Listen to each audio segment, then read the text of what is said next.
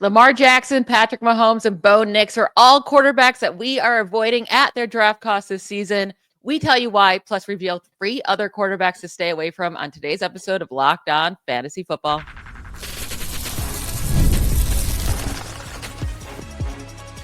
You are Locked On Fantasy, your daily NFL fantasy podcast. Part of the Locked On Podcast Network, your team every day.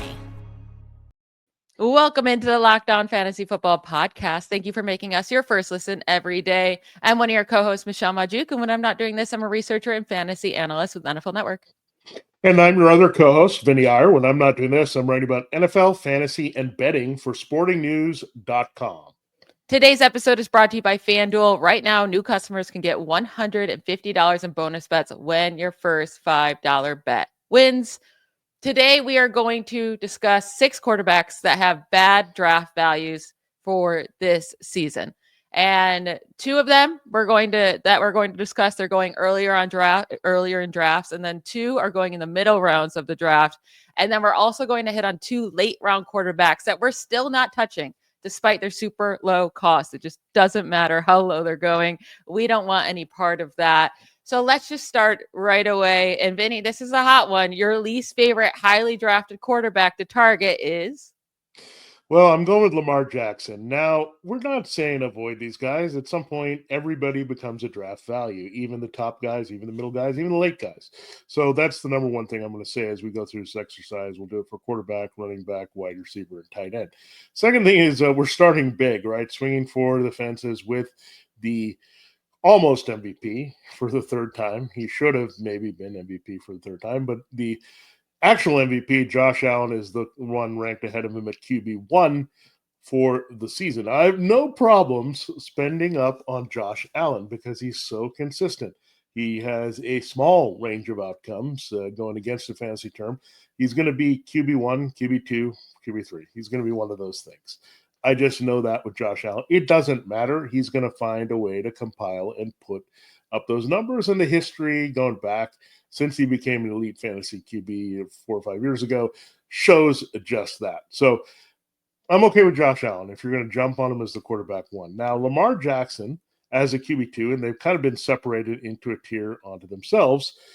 You look at some of the regression he's had after the big years, right? He had QB1 status in 2019 when he won his first MVP, went back down to QB11, then was QB8, QB7, QB4, and then back to QB1 last year. Now, the most relevant seasons in this mix, of course, are the last 2 years where he's finished well in the top 10, the top quarterback overall, top 5 quarterback here the last 2 years with Todd Monken and this offense. I'm just saying he's not going to get you the QB1 overall numbers again. Those were ridiculous numbers last year for any quarterback. The running aside, he had 40 touchdown passes and 4,000 yards passing on top of the running production. I don't expect him to have that type of season because we know that most quarterbacks who throw for 40 touchdowns do not duplicate it the next year. So the only thing you're going to get from Lamar Jackson is a bit of disappointment. We've seen also in the past, he has a big fluctuation, 1, 11, 8, 7, 4. That's all over the board, right, with what he produces, and it just could come down to the scores he gives you. And he's not a big rushing touchdown guy the way that Josh Allen or Jalen Hurts are, because they have Derrick Henry, number 1. But he's never been a guy that they're going to pound. He's not that type of quarterback. He's not as big as Allen. They're not going to give him the abuse in the red zone the same way. He's going to score a few, scrambling and running, but he's got Andrews, he's got Derrick Henry, he's got a whole bunch of weapons to throw there, and that's why we've seen that touchdown spike, right, that he can get up to 40 just throwing the short passes. But I just think, again, expecting that type of season again from him is hard. Again, there's been up and down with him. Josh Allen, not so much. And really, Jalen Hurts, not so much. And again, we're looking at the values, right? Last year we said, don't take Anthony Richardson, wait, and get Jaden Daniels. I'm going to say that again at a higher tier. Don't take Lamar Jackson, wait a little while longer, address another position, and get Jaden Daniels at value here at QB4. I mean, that's a really good value for Jaden Daniels in relation to Lamar Jackson. And Jaden Daniels might be the one who puts up 4,000 yards and 40 touchdowns this year as the spike player, right? Or any of these other quarterbacks. So I think you're going to be disappointed if you invest this highly in Lamar Jackson. You're not going to get that high number. The opportunity cost, you're giving up some really top running backs and wide receivers to go for him. And again, I think he could easily finish a QB 6 to 8, and that's disappointing. If you take him at 2, the only place he can let down, where I think Josh Allen can more match the floor with the ceiling. Yeah, I'm with you with Lamar Jackson. It's not like if you take him, I don't think you're going to be like destroyed, right? Or anything like that. But I mean, he has just been not as consistent as a Josh Allen, especially, or even a Jalen Hurts. Like you said, like we've seen years now where he is not worthy of this high of a draft pick. In 2022, he's quarterback 6 on average. Still great, but you wouldn't be happy with where you're taking him. In 2021, quarterback 9 on average. 2020, quarterback 8 on average. So it's not the same consistency where Josh Allen's either 1 or 2, like literally every year. And Jalen Hurts is even just safer to me, where you just know he's going to get all those rushing touchdowns, especially since they didn't ban the touch push. So, like Josh, I will say Jaden Daniels is going pretty close to Lamar Jackson. So, like, that's kind of a coin flip. Yeah. But Jalen Hurts is going in like a good round and a half after Lamar Jackson. And, Lamar Jackson, you have to take him over guys like Kyron Williams and Chase Brown and Jackson Smith and Jigba. Well, Jalen Hurts, yeah, there's still really good guys around him, but the tiers are different for me, where you have to take him over Terry McLaurin or Kenneth Walker. I'd much rather Jalen Hurts and Kyron Williams than Lamar Jackson and let's say Kenneth Walker. So that's just kind of where I see that. So I'm with you. Now, my guy, it's Patrick Mahomes. He's still going as the quarterback 6. So each year he is slowly starting to come down. People are getting off because, I mean, for the longest time, he was always going top 3, right? So finally this year, people are pushing him down a little bit. I still don't think it's enough. So he's only going behind Josh Allen, Lamar Jackson, Jaden Daniels, Jalen Hurts, and Joe Burrow. It's just not low enough when last year he was the quarterback 12 overall, quarterback 11 on average. The year prior, he was the quarterback 14 on average. Yes, we saw top 3 or top 5 finishes from him in 2020, 2021, and 2022. But even in 2021, he was a quarterback 5. Yeah, you'd be really happy with that if you took him as quarterback 6. But I don't know if he has that top 3 upside anytime soon. His defense is too good. Travis Kelce is getting older. The guy that he relied on, he obviously doesn't have Tyreek Hill. Like when he was putting up those massive fantasy numbers, he had Tyreek Hill and Travis Kelce in his prime. He has scored 15 or fewer points in nearly 50% of his games over the last 2 years, 17 or fewer points in 66% of his games. And he only has one massive game over the last 2. Like I'm saying massive, like 30 plus points where he's winning you your week. He only has one of those, and that was in week 7. He didn't have any of those big blow up games in 2024. But when you look over the last 2 years, like Mahomes is sitting at 17.6 points per game on average. That's 12th among quarterbacks. The other guys who are going above him, Lamar Jackson, Josh Allen, Hurts, Jaden Daniels, Joe Burrow, they all rank top 5 in points per game over the last 2 seasons. I just like Mahomes is not going late enough. Like obviously, if you were to drop to the double-digit rounds, fine. But also the issue of taking Mahomes in the 6th round or at all, you can't, like, you just play him every week because he's Patrick Mahomes, right? And it's impossible to drop him because he's Patrick Mahomes. So you're stuck with him all year. So if he continues to have these struggles in fantasy, you're just going to stick with him because of his name. And that's not what you want either. Yeah, it's funny. We're talking about 2 real MVPs here, and Mahomes definitely with the numbers has not been close to Jackson as a fantasy performer of late. That's for sure. And with Mahomes, yeah, there's a variety of issues. I don't know if just the volume of games, right? Playing into the Super Bowl basically every year, long playoffs. I wonder if there's a little bit of like internal load management with him where he's just like, I'm not going to just throw out my arm or make a diving play and put myself in harm's way during the regular season. I know my team's going to probably win the division and be in position, and I know I can win on the road in the playoffs. I know I can win at home. I've gotten there no matter what, right? And he can turn it on. He can flip that switch. A lot of quarterbacks cannot do that, but he definitely can. And yeah, at the same time, we have Xavier Worthy potentially rising as a prospect, Rashee Rice coming back. Now you have Kelce fading, and Rice and Worthy are still young players, right? They got to put it all together. I'm not sure how much you trust Hollywood Brown coming off injury as a veteran either. So, again, they got to figure it out. Their offensive line has been pretty good. They're trying to improve it with Jalen Moore.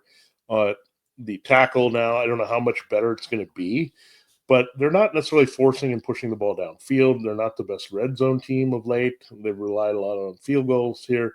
not the best running team to open up that downfield passing that we liked from Mahomes.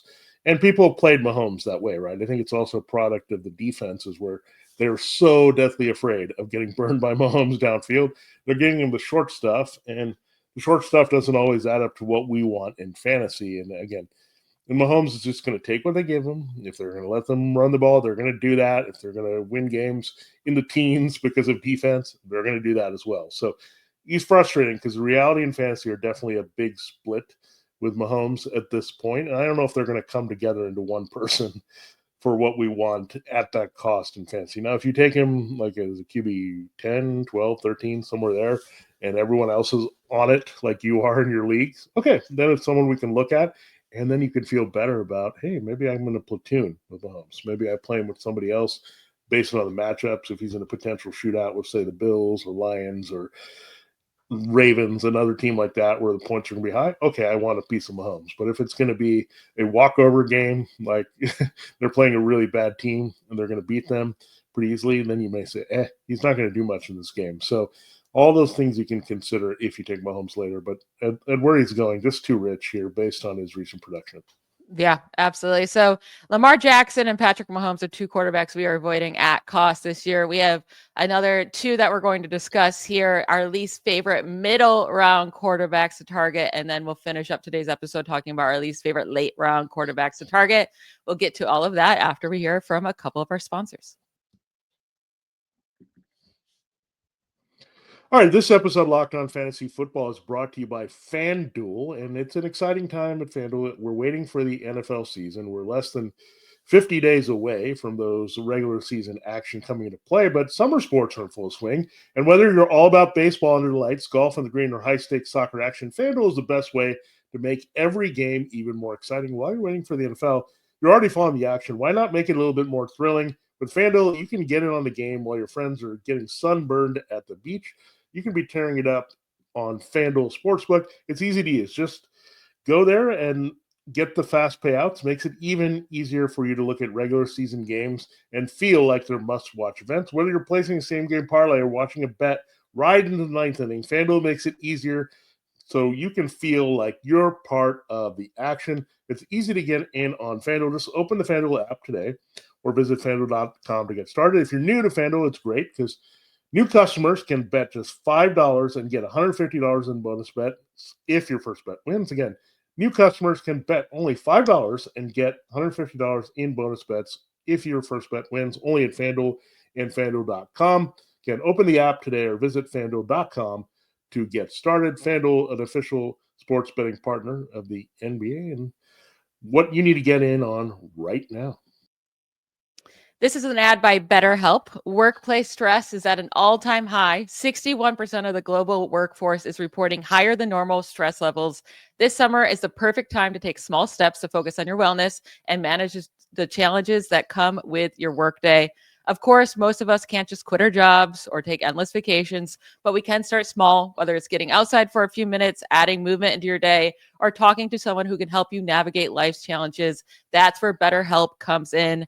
Therapy can help you set healthier boundaries at work so stress doesn't spill over into the rest of your life. Personally, working with a therapist has helped me develop positive coping skills that make day-to-day challenges much easier to manage. As the largest online therapy provider in the world, BetterHelp can provide access to mental health professionals with a diverse variety of expertise. Unwind with work with BetterHelp. Our listeners get 10% off their first month at betterhelp.com/lockedon. That's BetterHelp, HELP.com/lockedon. All right, let's get into our least favorite middle round quarterbacks to target. So that's guys going, in the 7th round and later. And both of our guys are actually going in the 7th round and back-to-back picks on average. Vinny, who is your guy?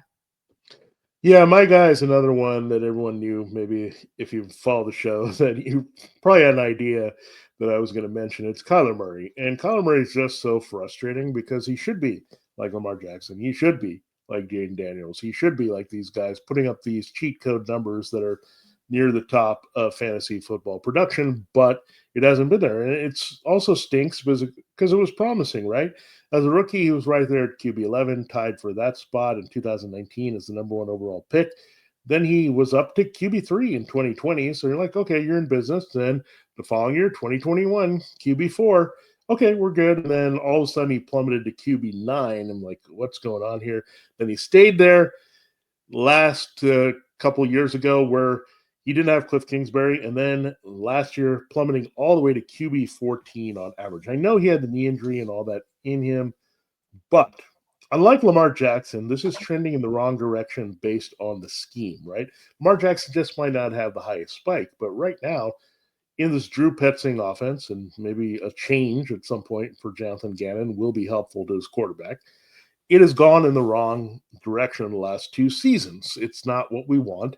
And then Kyler Murray has decided he wants to be known as a passing quarterback, and he's not taking off and running and giving us the numbers we're looking for that actually makes him a true cheat code rushing quarterback that we would see in Justin Fields or Daniels, Jackson, Hurts, any of these guys, even Allen, putting up the numbers early. So, again, Kyler Murray has been very frustrating. Right now he's QB9, so everyone's looking at maybe he's going to be the quarterback we saw in 22 and 23, but I don't think that's kind of fair to him because he's at QB 14 last season. Why do we think it's going to be 5 spots higher? That's just a lot to say that we're going up that much in a single season when we don't think any of the variables have changed. They haven't changed anything in the receiving core. The offense is staying the same. They're not running him all of a sudden more. So everything has stayed the same here with Kyler Murray, what's around him. And we might look, okay, Marvin Harrison Jr. and Trey McBride. It's got to be a big, big season, but there's not a lot else beyond those 2 guys in this particular passing game. And if you're not running, if you don't have big sources of putting up passing touchdown numbers or yardage, you're going to struggle to be a fantasy asset that we're looking for. So again, look too rich for my blood at QB19. I'd rather take him more, again, the 11, 12, 13, I'd be okay because then he has a chance to meet that value, but I don't think he's going to meet QB9 value. Yeah, no, I don't really get what's with the jump up this year in the rankings when he was quarterback 14 last year. Like you said, nothing's changing. Now, maybe Marvin Harrison Jr. can make a big jump, and we do expect him to be better. It's not that I expect Murray to be as bad as last year, but it's just been way too long since we've seen him be a top 5 quarterback that taking him at quarterback 9 is too rich. I agree with you. Now, my guy is going to be Bo Nix coming into his second year. He is going as the quarterback 8 off the board, right ahead of Kyler Murray in that 7th round. He's going ahead of a lot of guys that I would just much prefer, even if they were the same cost, and you can get them for much cheaper. And that's, Justin Herbert and Brock Purdy and Caleb Williams and Dak Prescott and Justin Fields and even Jared Goff. Like, I think Goff and Bo Nix have the same downside, with Goff having even a higher upside, and you can get Goff later. But Nix was a quarterback 8 on average last year as a rookie. So you'd say, well, why would I not take him at quarterback 8 then? He should only get better, which we've seen that not to be true by many quarterbacks. Think about Baker Mayfield after his rookie season and CJ Stroud. Like, you can go on. Many quarterbacks fall off in their second year compared to their first. And really, that week 18 game changed his numbers quite drastically. Right. It was by a whole point per game that week 18 game against the Chiefs, against their 3rd string defense. Like, nobody was playing of any relevance in that game, where he just put up a monster performance of 33 fantasy points, and he had 4 touchdowns, and he just went berserk with his entire starting cast against the 3rd string defense. But from weeks 1 through 17, he was still the quarterback 10. He averaged 17.7 points per game. But that was just above what Patrick Mahomes was averaging. Mahomes was at 17.7 as well. It was less than what Brock Purdy was averaging, and we're much lower on him for some reason. There was only 5 weeks that Bo Nix was a top 8 fantasy quarterback last season. Only 3 weeks as a top 7 fantasy quarterback, and that's including week 18, which no one really was playing probably then. And then 10 weeks, he finished outside the top 12. His home road splits are drastic. His yards per attempt are super low. He does give you a little bit of rushing opportunities, but also, like, the backfield should be much better too, right? And we expect the defense to be really, really good this year, meaning I just think that they'll need Bo Nix to carry less of the load. Last year we said take Jaden Daniels over Anthony Richardson, right? Because they had similar upside, similar play style or whatever. And then obviously Jaden Daniels looked absolutely amazing, better than we could ever even imagine. But my thing this year is go with JJ McCarthy as the quarterback 20th off the board in 11th round instead of taking Bo Nix, because I think they're both in great situations. McCarthy even has better weapons, and they both play similarly. So, like, just go with JJ McCarthy later. Yeah, I mean, I'm going to add to what you're saying and just really take Caleb Williams later, take Drake May later. Let's look at these other guys. I'm not going to go all the way to Michael Penix Jr., not quite. That way we're getting a little ridiculous, right? I mean, Penix still has a lot to prove here, where you mentioned the system with McCarthy.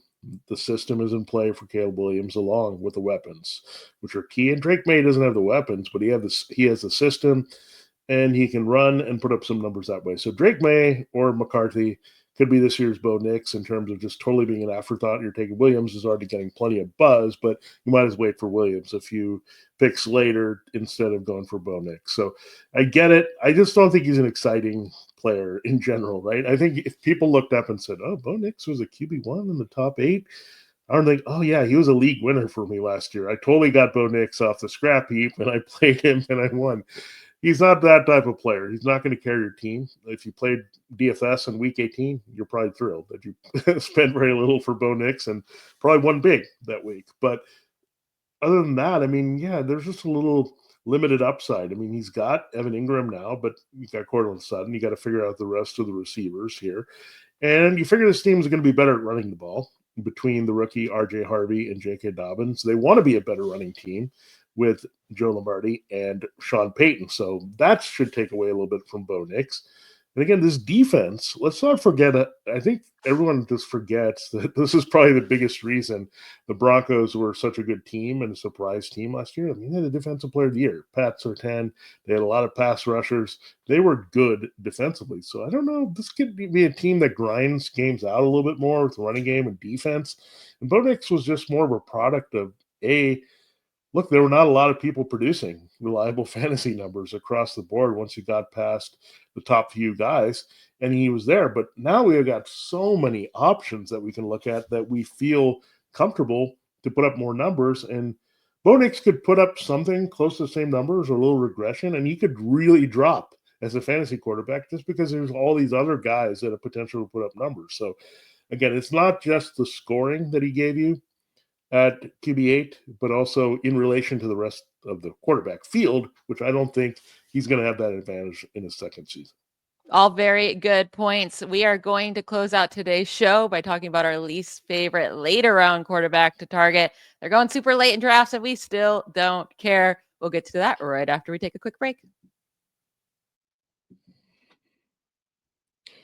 All right, this episode of Locked On Fantasy Football is brought to you by Rugiet. That's how you say it. You've probably heard of Viagra sales or maybe even tried them. But if you're looking for something beyond the usual pill, it's time to meet Rugiet Ready. That's right, meet Rugiet Ready. Rugiet Ready is a next-gen prescription treatment designed to amplify arousal in the brain and boost blood flow. Unlike the usual pills that can take hours, Rugiet's 3-in-1 formula really goes fast because it dissolves under your tongue and kicks in fast. On average, in 15 minutes, effects can last up to 35 hours, so you can stay confident and in control when the moment is right. Really, you can say a lot about everything else, but with Rugiet, it's completely online. They're going to connect you with a board-certified doctor and really ship your treatment as easy as you can directly to your door. You can even read all the customer reviews on the site. It's helping a lot of people feel more confident and present in the moment. Head to rugiet.com/LockedOnNFL. You can use the promo code LockedOnNFL to get 15% off today. That's Rugiet, RUGIET.com/LockedOnNFL. Use the promo code LockedOnNFL for 15% off. Individual results may vary with prescription treatment. Compounded drugs are permitted to be presented under federal law but are not FDA approved and do not undergo FDA safety effectiveness in manufacturing review. Please visit the Rugiet.com website for full safety information on Rugiet Ready. All right, Michelle, it is time to close the show. We're digging a little bit deeper and into the teens, into the 20s of quarterbacks that we're not taking as sleepers. That's how we are at this point. So give me your quarterback that maybe is not a post hype rebound sleeper as we thought in 2025. Yeah, it's going to be CJ Stroud. He's going all the way as a quarterback 19. I mean, super, super late, right? So that means most people are in on him, but he's still being drafted in one quarterback leagues in, the 12th round or later. He's going around Trevor Lawrence and JJ McCarthy, two guys that I would rather have because I think they have much more upside and the same downside. But last year, Stroud's last year performance was absolutely miserable. I do not expect it to be that bad at all. He was quarterback 28 on average, averaging just 12.9 points per game. The season prior, as a rookie, he was a quarterback 9, and averaged 18.4 points per game. That's great, right? But last year it was so horrendous. He had just 3 games with more than 16 points scored, and those were spread out too. It's not like they happened to come towards the end of the year where you're like, okay, maybe he has a promise next year. Is weeks 1, 4, and 6. So really the beginning of the year. He only had 1 game with more than 18 points scored and a top 10 quarterback finish in just 2 weeks last season. So even if you take a quarterback 19 and you say, okay, well, I don't need him to be top 10, but you really do sometimes, right? You're taking any quarterback expecting high upside in at least some weeks. So to give you something, there's just nothing that Stroud offered you last year. And even in 2023, when he had such a great rookie season and was the quarterback 9 on average, he was only a top 5 quarterback in 2 weeks that season. He had a 5 touchdown week in week 9, 3 touchdowns in week 12, plus a randomly good rushing yard game in that game. The rest of the games that season in his rookie year, he had 2 or fewer total touchdowns. And I mean, with a pocket passer guy like Stroud, you need those total touchdowns to be very high because he offers you pretty much no rushing yards. I mean, last year is 13 yards per game rushing, the year prior 11. So you're getting maybe 1 point per game out of him when it comes to rushing. And again, in that 2023 season, he finished as the quarterback 10 or worse in 10 of his 15 games, 15 weeks played. So I don't think he has any upside, even on like a week to week basis. Maybe once or twice a year, he'll have a big, nice game. You'll never know when that's going to come. I do like his weapons this year. Again, I don't think he's going to be as bad as quarterback 28, but I won't be surprised if he's quarterback 18 to 20 again, right? And at quarterback 19, yeah, sure, maybe he hits his value technically, but you're still not going to be happy about that. You still can't start that ever. It's just a wasted pick. So I am completely just not even looking towards CJ Stroud at all in drafts. Yeah, there's a lot of things going against CJ Stroud. I know there's some replacement weapons here for a little bit, but when you look at it, the key targets, Stephon Diggs and Tank Dell, are not going to be at his disposal in the same way. Diggs is not there. Dell's coming off major injury. Nico Collins is the main guy. Then he's going to have to figure it out with the tight end. And the other thing that's happened here, we did have a good fantasy season in year 1 under Bob Slowick. It was bad in year 2. Now we're changing coordinator. So let's see how it works. How does he fit in the Rams system? Now, the Rams system has been good, obviously, when you look at Kevin O'Connell and the Vikings production, the Rams itself, and Matthew Stafford. There are a lot of positives to point out in this type of pocket passing system. But the biggest strike of them all might be this offensive line could be pretty brutal. And this goes for not just him, but we'll talk a little bit more about the running backs there tomorrow, where this is not good. This is a downgraded offensive line. I know they try to recover it a little bit. It's not going to be the same. I mean, you lose Larry Tunsil, it's just not going to be the same.